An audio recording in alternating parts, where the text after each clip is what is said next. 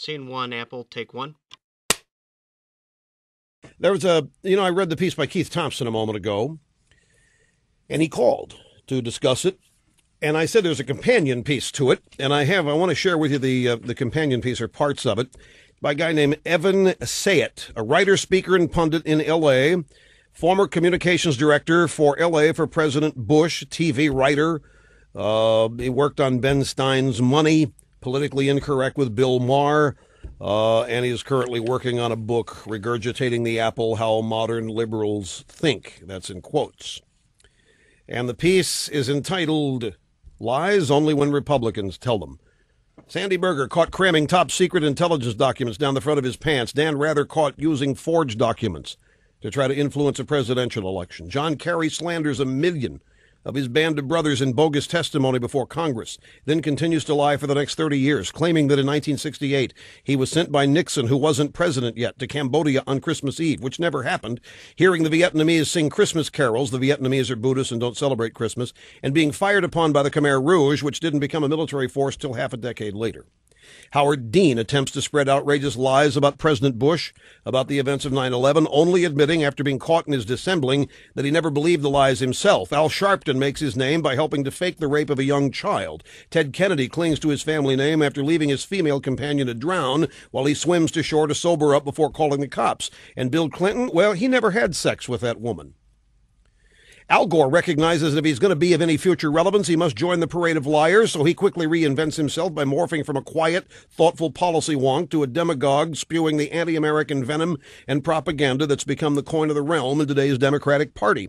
The leadership of the Democratic Party gives a standing O to Michael Moore's fake documentary, which they know to be nothing more than a lie-filled, hate-filled anti-American propaganda piece. And Ward Churchill's lies not only gain him tenured employment, but elevate him to department head at the University of Colorado. These are not odd zealots. They're the heart and soul of today's Democratic Party. From its most recent standard bearer to the newly minted head of the DNC, to its leading voices in civil rights issues, to its top foreign policy advisors, to its House and Senate leadership and beyond, lying has become the party's defining trait. While the few Democrats too decent to lie, the Liebermans and Gephardts, for example, find themselves with less support among the party faithful than did Saddam Hussein and Yasser Arafat.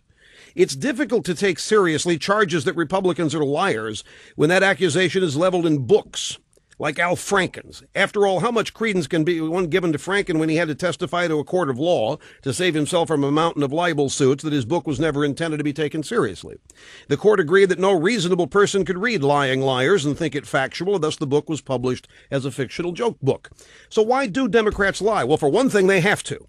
Democrats recognize the vast majority of the American people reject their basic philosophy, as they did resoundingly in the last presidential and congressional elections, which says that all domestic problems can be solved with forced confiscation or redistribution of income, all social issues can be resolved by more and more government control over the citizenry, and all international questions can be answered by ceding American sovereignty to corrupt foreign powers like France and corrupt organizations like the UN.